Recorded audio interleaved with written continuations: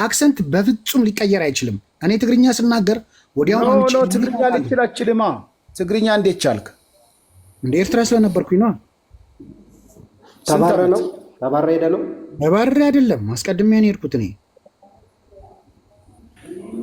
እኮ። አሁን እኮ እኛ እያወራን ያለ ነው እኮ የኢትዮጵያ መንግስት ጦርነት ካላወጀ ኢሳያስ ካላወጀ ከዛ ምን ችግር አለው? በውስጥ ጉዳያችን ለምን ታዲያ? አንተ የማን ደጋፊ ነህ? የፋኖ ደጋፊ ነህ? የወላ ደጋፊ ወይስ የማን ደጋፊ ነህ? እንዴ እኔ ኤርትራዊ ነኝ እያልኩ ለምንድን ነው? ምን አገባኝ? እኔ ስለሌላው ስለ ኤርትራ ነው የሚያገባኝ፣ ስለሌላ አያገባኝም። እኔ እንዴ አይ ሚኪ ፋኖ ነው የሚደግፈው። አንተስ? አውቆ ነው እባክህ። ኧረ ሳክስ ነው እንዴ ያራዳ ልጅ ተሸጉዳል። ለምን ተወትለውም ገብተሽ የኦሮሞን ማህበረሰብ ሲሳደብ አንድ ቀን ገብተህ ለምን ተዋላልከው? ማንን? ሚኪን ብዙ ሰዎች ይሉታል። ብዙ ሰዎች እንደዚህ አትበል፣ እንደዚህ አትሳደብ፣ እንደዚህ አይነት ንግግር ጥሩ አይደለም።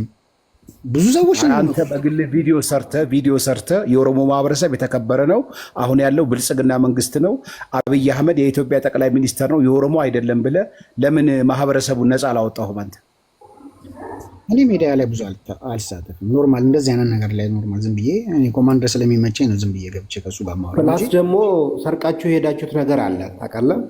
ሄት አሁን እሱን ነው እየጠየቅናችሁ ያለ ነው።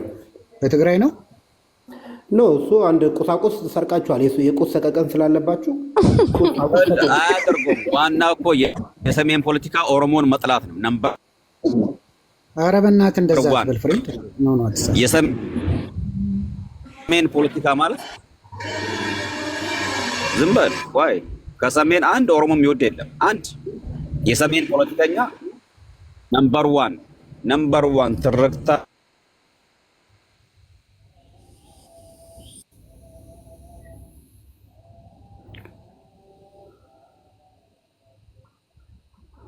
ሁሉም የኦሮሞን ሀብት ለመቀራመጥ ነው የሚፈልገው። ለምን አይ ዋኖፌ ለምንድን ነው የኦሮሞ ህዝብ እንደሚታወቀው አብዛኛው አርሶ አደር ነው። ፖለቲከኞቹ 10% አይሞሉም። የታጠቀው ኃይል ራሱ ቢደመር 10% አይሞላም።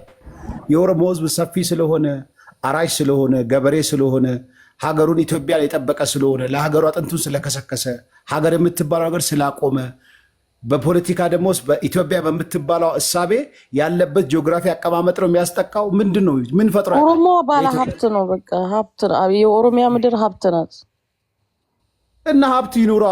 ሀብታም ስለሆነ መጠራት አለበት ለመዝረፍ። የኦሮሞን ህዝብ የወል ሚዛን ምን አለ መሰለ ለመዝረፍማ መጥላት በኢትዮጵያ ምድር ላይ ማለት ነው። በኢትዮጵያ ምድር ላይ እንደ ኦሮሞ ደግ ህዝብ የለም። ደግ የድግነት ጥግ ያለው ማን አለ? እስኪ የወደቀን ህፃን አንሱ